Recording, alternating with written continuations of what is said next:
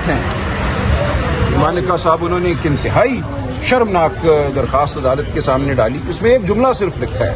عدالت پہ الزام لگایا کہ آپ کی ہمدردیاں مشہور ہیں اور کہا کہ آپ یہ مقدمہ ٹرانسفر کر دیں. یہ اخلاقاً بھی غلط ہے, یہ قانوناً بھی غلط ہے. ہم نے جج صاحب کے سامنے پرزور احتجاج کیا کہ اس کماش کے شخص کو اگر ہم یہ اجازت دیں کہ وہ پاکستان کی عدالتوں پر اس طرح کے الزامات لگائے, ایک جملے میں کسی جج کو کہہ دے کہ مجھے آپ پہ اعتبار نہیں ہے, آپ کی ہمدردی ہے, تو پورا پاکستان کا قانونی نظام جو ہے وہ منہدم ہو جاتا ہے. یہ تو بہت ہی آسان ہے کہ 3 ہفتوں سے 4 ہفتوں سے یہ مقدمہ چل رہا ہے. آج آخری تاریخ ہے. آج ختم کرنا تھا رضوان عباسی نے اپنی بحث کو اور ہم نے جواب دینا تھا. اس دن آ کے یہ کہنا کہ مقدمہ کہیں اور بھیجا جائے تاکہ یہ نئے سرے سے شروع ہو, اور الزام کیا لگایا؟ کچھ بھی نہیں, کہ آپ کی ہمدردیاں مشہور ہیں. اب جج صاحب کے ہے کہ وہ اپنے وقار کو اور عدالت کے وقار کو کس طرح بچاتے ہیں.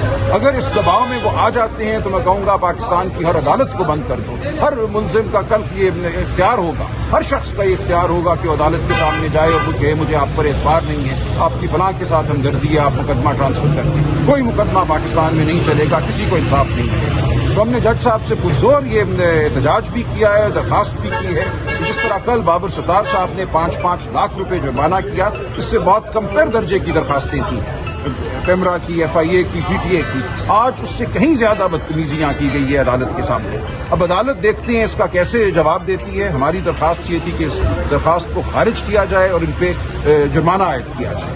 یہ ہونا چاہیے, ہم امید رکھتے ہیں ایسا ہوگا. لیکن یہ ایک حربہ ہے جو ان کی طرف سے آیا ہے, یا جو ان کی پشت پناہی کرتے ہیں, جو ان کے ہینڈلر ہیں, ان کی طرف سے آیا ہے کہ انصاف نہ ہو سکے, انصاف میں تاخیر ہو. یہ ایک شرمناک صورتحال تھی جو آج عدالت میں واقع ہوئی, اور ہم نے اس کا دفاع بھی کیا ہے اور ہم نے اس کی مذمت بھی کی ہے. سر عدالت اب فیصلہ دے گی یا انہوں نے کہا ہے کہ ہم تھوڑی دیر میں آرڈر کرتی ہیں. جج صاحب نے کہا. نعیم صاحب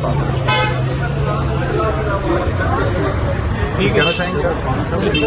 دیکھیں, میں یہی کہنا چاہوں گا کہ جس انداز سے, جس طرح سے انہوں نے بات کی ہے اور جس انداز سے کورٹ کے اندر سماعت ہوئی ہے, جو بدتمیزی کی گئی ہے. ہمارے سینئر وکیل ہیں سلمان اکرم راجہ صاحب, سپریم کورٹ کے وکیل ہیں, اور عدالت وہاں پر موجود تھی اور خاموش رہی. اور جس انداز سے یہ ایلیگیشن لگا رہے تھے, ہم اس بات کی پرزور مذمت کرتے ہیں. یہ ڈیلے ٹیکٹس ہے, صرف اور صرف بہانے ہیں.